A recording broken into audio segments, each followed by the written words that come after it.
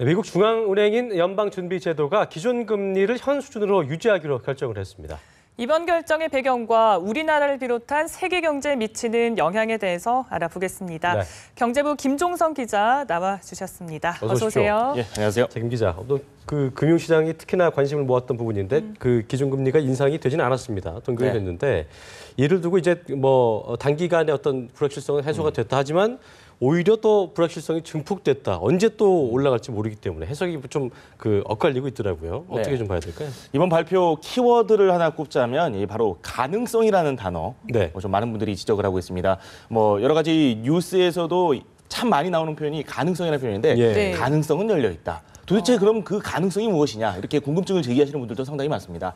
이 미국이 기준금리를 0에서 0.25%, 거의 제로 금리 수준으로 계속해서 유지하겠다라고 밝혔습니다. 2008년 12월부터 계속해서 유지가 되고 있는 겁니다. 기준금리를 낮췄다. 이게 어떤 뜻인지 또 궁금해하시는 분들도 있을 텐데요. 이 기본적으로 경기가 좋지 않을 경우에는 시장에서 돈을 빌려다가 어떤 투자라든지 그리고 또 가게에서도 뭐 제가 전세를 입주할 때도 돈이 없으면 은행에서 빌려서 쓰지 않습니까? 금리가 낮을수록 그렇게 융통할 수 있는 자금이 늘어나게 된다는 겁니다. 마찬가지로 기업들 역시 투자를 하는 데 있어서 돈이 없을 경우에 그렇게 빌려서 쓸 수 있는 건데 일종의 기준금리는 모든 대출이라든지 예금이라든지 이런 금융상품의 기본이 되는 그런 금리라고 볼 수 있는데요. 이거를 많이 낮춘 겁니다. 미국이 2008년 12월부터 낮춘 상태로 유지를 하고 있다가 시장에서 이렇게 돈을 꺼다가 어떤 투자를 하고 소비를 하고 이런 것들이 좀 많이 있게 되면은 물가가 올라가기 마련이거든요. 그럼 또 사회적인 혼란이 또 발생할 수 있기 때문에 이런 것들을 이제 좀 많이 경제가 올라왔으니까 이 돈줄을 다시 좀 수도꼭지를 잠궈야 되겠다. 이런 평가가 나오고 있어서 미국 연준 역시 기준금리를 인상하는 시점을 언제쯤 가져갈 것이냐 이걸 좀 고민을 했던 거고요. 9월 인상설이 상당히 많았는데 이 9월 인상설은 수면 위로 가라앉게 됐고 이제 다음 달 뭐 12월까지도 이야기가 나오고 있는데 좀 더 시간을 지켜봐야 된다라는 평가가 나오고 있습니다. 이렇게 기준금리를 인상하지 않고 좀 더 시간을 두고 보겠다라고 밝힌 이유는 아직까지는 이 경기 회복의 온기가 아직까지는 많이 올라오지 않았다라는 평가가 나왔기 때문입니다.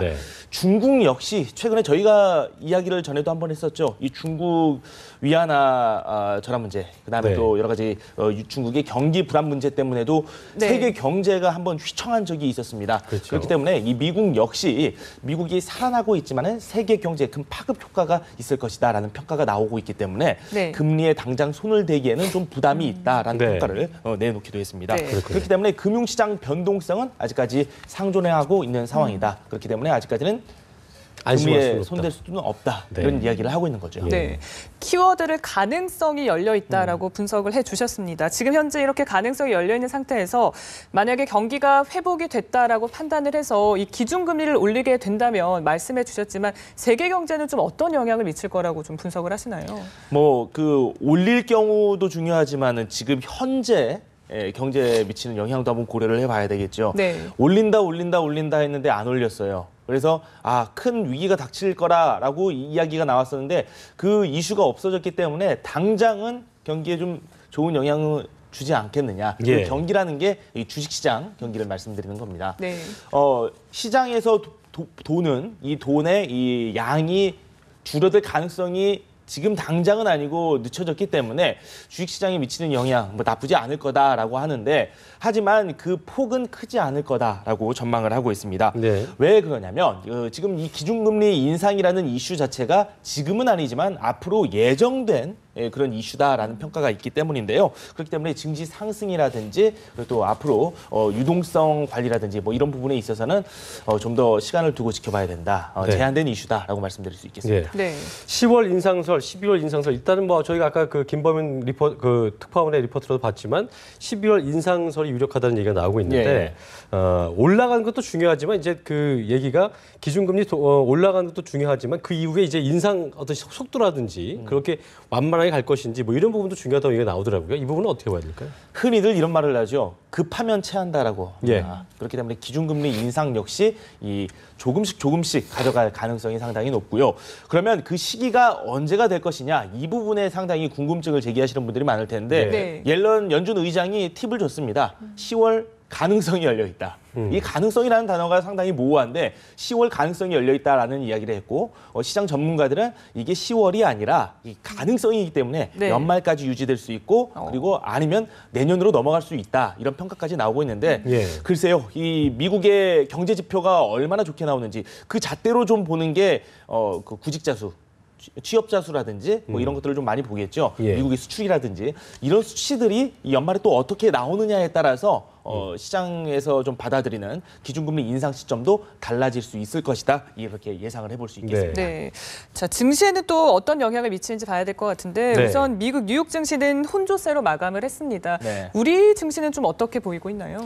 네, 먼저 그 말씀해 주셨듯이 이 미국 증시 상황부터 좀 살펴봐야 되겠죠. 이 미국 증시 약세 마감을 했습니다. 제가 화면을 좀 준비를 했는데요. 화면 좀 살펴보도록 하겠습니다. 이 다우 지수와 그리고 S&P 500 같은 경우는 소폭 내렸습니다. 이게 분명 시장에 긍정적인 효과가 있을 것이다. 이렇게 해석을 할 수 있을 텐데 시장은 반대로 생각했습니다. 그 이유는 뭘까요? 바로 불확실성이 남아있다라는 이야기입니다. 기준금리 인상 이슈는 예정된 이슈이기 때문에 언젠가는 시장에 악영향을 미칠 수밖에 없을 것이고 그렇기 때문에 주식시장에서도 이걸 마냥 호재로 받아들일 수는 없다라고 평가를 하고 있는 거죠. 미국 증시 하락 마감했다라고 정리를 해볼 수 있겠고요. 그리고 오전에 그 아침 7시에서 7시 반 뭐 이런 이 시점에 여러 회의가 열렸습니다. 거시경제금융회의라든지 한은에서도 한은 총재 주재로 해서 회의가 또 두 군데서 열렸는데요. 일단 기재부 주영환 기재부 차관이 이런 이야기를 했습니다. 금융 불안이 다소나마 완화되는 요인이다. 이번 결정에 대해서 이렇게 평가를 했습니다. 긍정적으로 이 사태를 좀 살펴본 거다라고 말씀드릴 수 있을 텐데요. 하지만 제가 이 방송 들어오기 직전에 그 증권사 애널리스트들 그리고 또 리서치 센터장들과 함께 통화를 좀 한번 해봤는데요. 시장 전망은 그닥 밝지는 않았습니다. 물론 증시에 나쁜 뉴스는 아니지만 그렇다고 해서 이 나쁜 뉴스를 완전히 날려버린 거는 아니다라고 평가를 했기 때문에 제한적인 효과, 이 상승폭은 크지는 않을 것이다라고 이야기를 했고요. 하지만 그래도 건전한 그런 뉴스이기 때문에 코스피 같은 경우에는 뭐 2000선도 한번 놓고 해볼 가능성도 있다. 하지만 2000선 위에 뭐 2100선 이상까지 훌쩍 뛰어오르기에는 아직까지는 좀 그런 악재들이 많이 남아있고 이런 그 악재가 남아있는 상황에서 2100선까지 올라갈 경우에는 또 뒤탈이 날 수도 있다라고 이야기를 했었거든요. 그렇기 때문에 좀 더 점진적인 상승세가 있지 않을까 이렇게 전망을 하고 계셨습니다. 큰 호재는 아니다. 이렇게 좀 볼 수 있겠네요. 그 8월부터 지금 외국인 투자자 엄청 팔아댔잖아요. 그 최근에는 이제 이틀 연속 그 순매수를 보이긴 했지만 뭐 그 주 초까지만 해도 뭐 역대 두 번째라고 하더라고요. 29거래일 연속 매도세를 이어가서 걱정이 됐었는데 앞으로 코스피나 코스닥 주식시장 흐름 어떻게 좀 이어질까요? 네, 정확히 짚어주셨는데요. 어제까지 이틀 연속 외국인이 국내 코스피 시장에서 매수를 했습니다. 뭐 이틀 연속 매수를 해서 그 양도 많지는 않았는데 문제는 그 전이죠. 주 초만 하더라도 김승재 앵커 이야기한 대로 29거래일 연속 상당히 많은 양의 그 주식을 던졌습니다. 근데 앞으로가 어떻게 될 것이냐. 이틀 연속 매수를 했다고 해서 계속해서 매수를 한다는 보장은 없습니다. 오늘 호재로 상승을 할 수 있는 가능성이 있겠지만 미국의 사례에서 봤듯이 이 하락을 했지 않았습니까? 우리 증시 역시 어떻게 될지는 저희도 가늠하기가 좀 어려운 게 사실이고요. 그리고 외국인의 매수세가 지속될 수 있다라고 보기에도 좀 어려운 감이 없잖아 있습니다. 금리 인상, 제가 앞에서도 누누이 말씀드렸습니다만 예고된 뉴스다라고 말씀을 드렸습니다.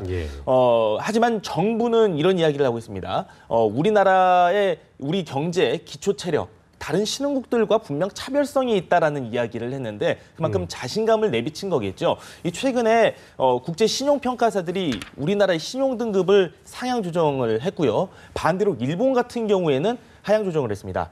아시아에서 건전성이 상당히 우수한 국가로 평가를 하고 있기 때문에 외국인들이 이 부분을 또 어떻게 평가를 할지는 오늘 주식시장 뚜껑을 또 열어봐야 할 거고요. 오늘뿐만 아니라 뭐 내일, 뭐 당장 추석 전까지 또 어떤 흐름이 이어지는지 좀 지켜봐야 할 것이라 될 것 같습니다. 그리고 좀 변수가 있는 게 바로 중국이에요.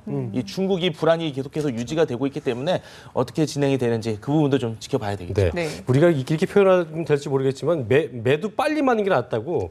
금리 인상도 뭔가 빨리 결정이 돼서 방향성을 잡는 게 중요하지 않을까. 조금 해소가 되지 않을까 싶습니다. 지금까지 경제부 김종선 기자와 함께했습니다. 고맙습니다. 고맙습니다.